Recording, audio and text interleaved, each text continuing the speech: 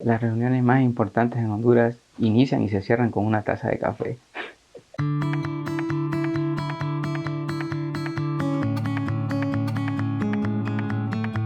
La cantidad de productores y personas que dependen del café en Honduras es muy importante.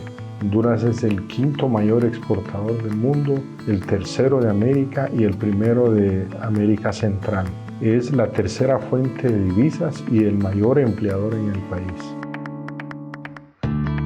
El café en los últimos años, especialmente 2017, 2018, están pasando por un periodo de bajos precios que ponen en peligro el modo de vida de los productores, ¿no? Entonces, los actores que son miembros de la cadena, auspiciados por la Global Coffee Platform, decidieron formar lo que es la plataforma de café sostenible de Honduras. La plataforma de Café Sostenible de Honduras es un espacio de concertación público-privado en el que convergen diferentes actores de la cadena de valor con el fin de establecer una agenda en común que permita incidir en el sector para mejorar la productividad de los pequeños productores, la participación del café hondureño en el mercado extranjero y mejorar las condiciones de vida, primero de los productores, pero en general de todos los que están involucrados en el sector. O sea, lograr la sostenibilidad de la cadena de café es fundamental para la plataforma. Ricolto, a través de la asesoría profesional, también ha sido importante en la elaboración del Currículum Nacional de Sostenibilidad. El currículum es una armonización de las buenas prácticas que hay que realizar para tener una caficultura sostenible en sus tres dimensiones. Sostenibilidad económica, que sea una caficultura viable para todos, una caficultura ambientalmente sostenible, que sea respetuosa del medio ambiente y también que sea una plataforma socialmente justa, especialmente también donde las mujeres puedan tener un espacio de mayor justicia, digamos, en el sentido social y económico. No existía política de género en Honduras y la mujer juega un papel fundamental en el sector.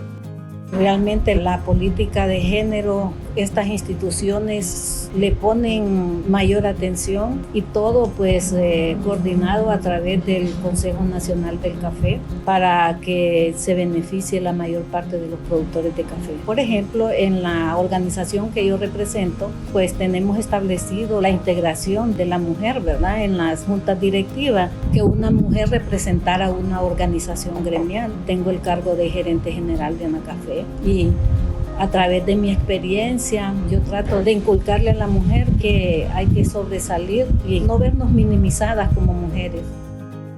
Bueno, en Ricolto tenemos mucha experiencia en la facilitación y acompañamiento de plataformas multiactor. Hemos, por ejemplo, apoyado mucho en el diseño del instrumento de gobernanza que rige las reglas y cómo va a operar la plataforma.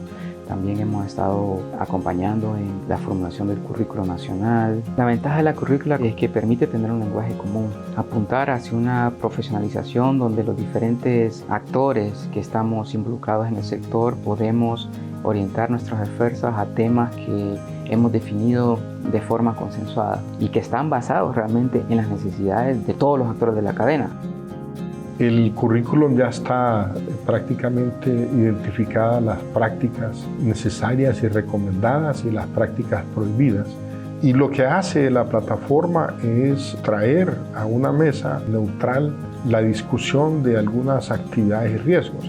Por ejemplo, ahorita estamos aquí en una asamblea donde nos muestran qué es lo que debemos utilizar en nuestras fincas, los productos que son prohibidos, porque eso implica que a la hora de vender el café o exportarlo no sea aceptado. Entonces todos esos conocimientos vienen a darnos estas instituciones como Cerricolto y Solidaridad, que son los que se han mantenido pues con el objetivo de apoyar al productor de café a que cada día mejoremos.